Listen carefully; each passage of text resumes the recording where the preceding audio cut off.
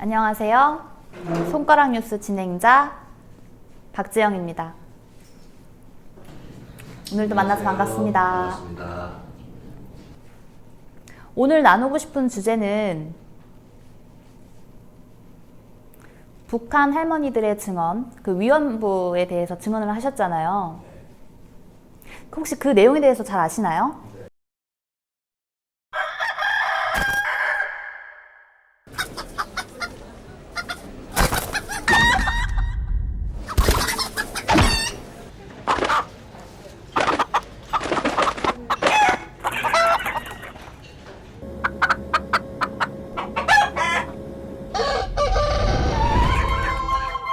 사람보다 높은 벼슬이 있을까요? 을이 존중받아야 갑도 존중받을 수 있습니다. 그 위안부라는 표현, 전쟁에 나간 군인들이 선적 욕망을 충족시키기 위해서 강제로 끌려간 사람들을 부르는 말입니다. 그래서 정확히는 강제 위안부라고 부르는 게 많은데요. 우리나라 남한에 있는 사람들뿐만 아니라 전 세계에서 호주, 필리핀, 베트남 할 것 없이 여러 위안부 얘기들이 나오고 있는데, 전 세계로 퍼져나가긴 했지만 그동안 북한에서 살고 있었던 우리의 또 다른 국민들이 어떤 고통을 겪었는지 듣지 못했었어요. 그런데 이 위안부 관련해서 북측 위안부 피해자 사진전이 열렸어요. 제목이 만나다 그리고 보듬다라는 건데요. 이 수요 집회를 통해서 위안부 할머니들이 사과를 요구한 지도 꽤 됐고, 그 사이에 많은 분들이 돌아가셨지만 북한에서 살고 있는 이 강제 위안부들, 그 할머니들이 우리 할머니들보다 훨씬 더 끔찍한 일을 많이 당했던 것이 이번에 사진전을 통해서 공개됐는데요. 온몸에 구타를 당하거나 문신을 당하거나 이런 상상치 못하던 일들을 많이 다뤘고, 무엇보다 말을 듣지 않은 경우 고문을 했던 경우도 있었다는 게 이번에 전해져서 다시 한번 전쟁 때문에 생긴 일이긴 하지만 그 참혹한 것을 다시 들여다보면서 많은 분들이 아파하고 계시죠.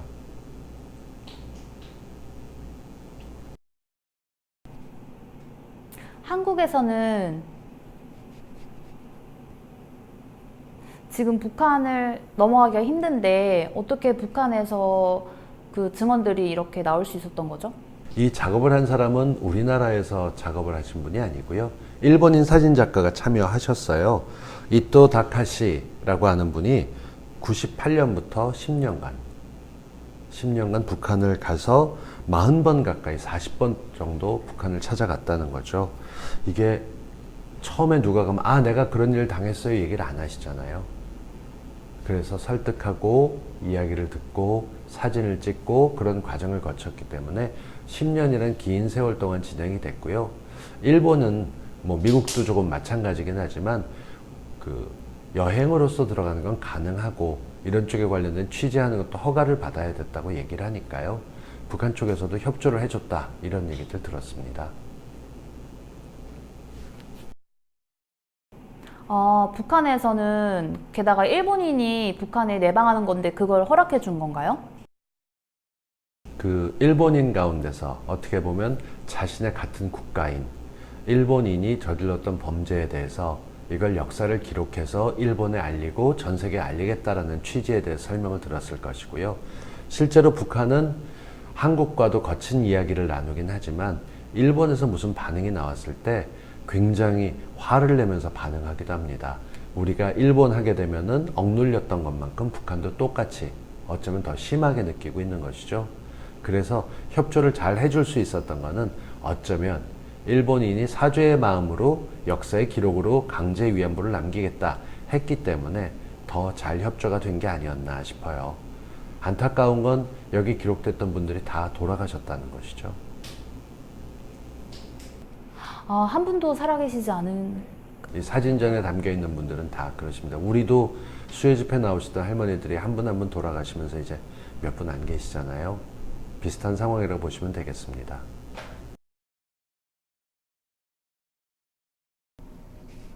방금 설명해 주신 것 중에 왜 전 세계적으로 지금 위안부가 있다고 해주셨잖아요. 네덜란드, 북한, 중국 이렇게 많은데도 불구하고 일본은 아직까지 본인의 잘못들을 인정하지 않고 주장하는 이유는 어떻게 생각하세요?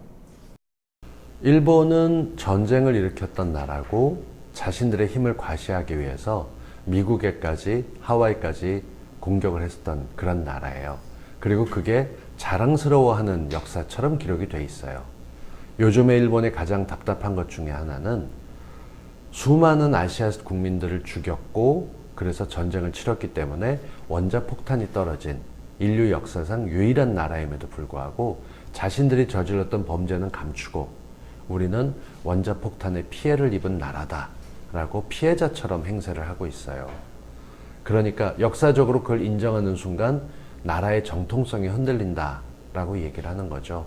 그래서 자국의 정치적 안정을 위해서 있었던 역사도 슬슬 왜곡하고 그리고 그런 면에서 제대로 처벌을 받지 않았기 때문에 어떤 면에서 보면 섬나라의 특수성 때문에 겪었던 그런 잠시 내버려 두면서 전 세계가 상처를 치유하는 동안 사실을 바꿔버리고 역사적으로 뭔가 훌륭한 일을 했던 것처럼 왜곡을 하고 있는 거예요.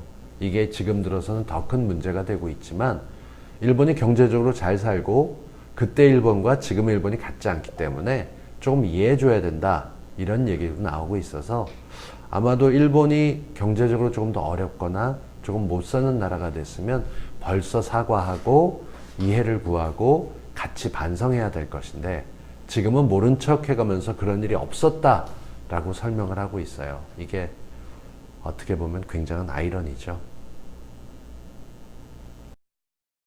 듣고 보면 위안부 생존자분들이 이제 얼마 안 남았잖아요. 몇 분 안 계신데 만약에 다 돌아가시게 된다면 더군다나 더 힘들어질 거고 뭐 아무것도 남지 않게 될 것 같기도 하거든요.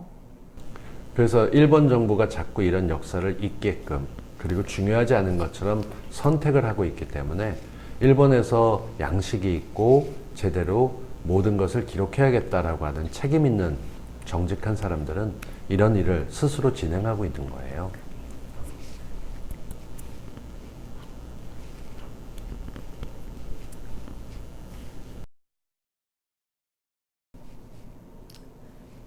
그 이토 타카시 그분이 북한에서 계속 취재를 10년 동안 하셨는데 혹시 다른 나라, 뭐 네덜란드나 중국 이런 데는 가시지 않았나요?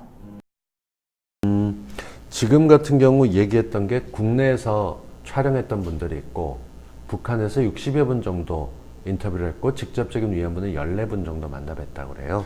거기에 관련돼서 꼼꼼히 취재를 하고 기록을 해서 남겼다고 하는데 다른 나라 얘기들은 기록된 것들이 많지 않네요.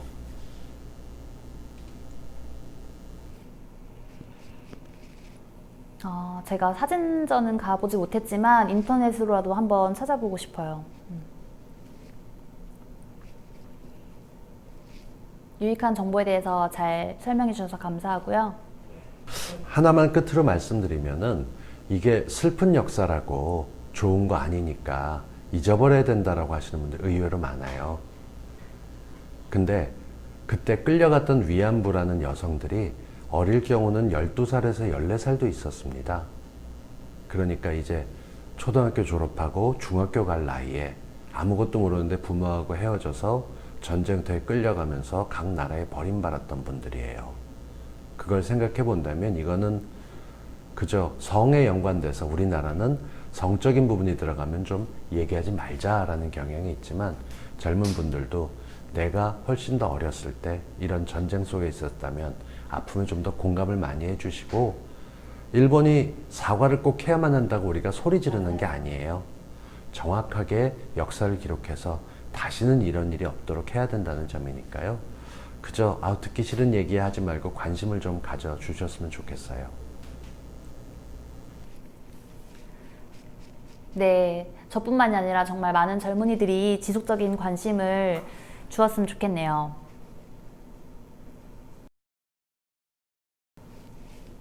오늘 북한 위안부에 대한 이야기 잘 들었고요. 마지막으로 구독과 좋아요 버튼 많이 눌러주시기 바랍니다. 이상으로 손가락 뉴스 마치겠습니다. 감사합니다.